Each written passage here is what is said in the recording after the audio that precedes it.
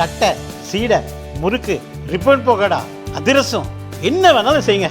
ஒரே ஒரு 5 லிட்டர் இதய மந்த்ரா கடல் எண்ணெய் பேக் ஒரு மாசம் முழுசுக்கும் அத்தனை சமையல் முடிச்சு விடலாம். இதய மந்த்ரா. பீகார் சட்டசபை தேர்தல் இந்த ஆண்டு இறுதியில் நடைபெற உள்ள நிலையில் வாக்காளர் பட்டியல் சிறப்பு திருத்த பணி நடந்து வருகிறது. திருத்தப்பட்ட வரைவு வாக்காளர் பட்டியலை ஆகஸ்ட் 1 வெளியிடப் போவதாக தேர்தல் ஆணையம் அறிவித்துள்ளது. தேர்தல் ஆணையத்தின் திருத்த பணிகளை எதிர்த்த காங்கிரஸ், ராஷ்டிரிய ஜனதா தளம், திரிணாமுல் காங்கிரஸ், இந்திய கம்யூனிஸ்ட் கட்சி, ஏடிஆர் தொண்டு நிறுவனம் உள்ளிட்டவை சுப்ரீம் கோர்ட்டில் வழக்கு தொடர்ந்துள்ளன.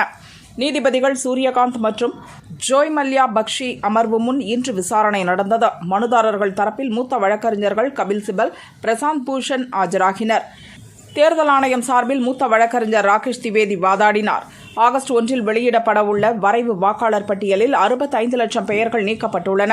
இவர்களில் பெரும்பாலானோர் இறந்துவிட்டதாகவோ அல்லது நிரந்தரமாக வேறு இடங்களுக்கு மாறிவிட்டதாகவோ தேர்தல் ஆணையம் கூறுகிறது. இது தவறான செயல்முறை. இதனால் தேர்தல் நடைமுறைகளில் பாதிப்பு ஏற்படும் என மனுதாரர்கள் தரப்பு வழக்கறிஞர்கள் வாதிட்டனர். அப்போது குறுக்கிட்ட நீதிபதி சூரியகாந்த், வரைவு வாக்காளர் பட்டியல் ஆகஸ்ட் 1 வெளியாக உள்ளது, அதுவரை காத்திருங்கள் என்றார். தேர்தல் ஆணையம் சார்பில் வாதிட்ட ராகேஷ் திவேதி, வரைவு வாக்காளர் பட்டியலில் இடம்பெறாதவர்கள் தங்கள் பெயர்களை சேர்க்க செப்டம்பர் 1 வரை மனு அளிக்கலாம். திருத்தப்பட்ட இறுதி வாக்காளர் பட்டியல் செப்டம்பர் 30 வெளியிடப்படும் என்றார். அதைத் தொடர்ந்து மனுதாரர்கள் தரப்பில் வாதாடிய வழக்கறிஞர் கபில் சிபல், நீக்கப்பட்ட பெயர்கள் அடங்கிய பட்டியலை தேர்தல் ஆணையம் வெளியிட வேண்டும். அப்போதுதான் யார் யார் பெயர் நீக்கப்பட்டுள்ளது என்பதை அறிந்து சரிபார்க்க முடியும் என கூறினார்.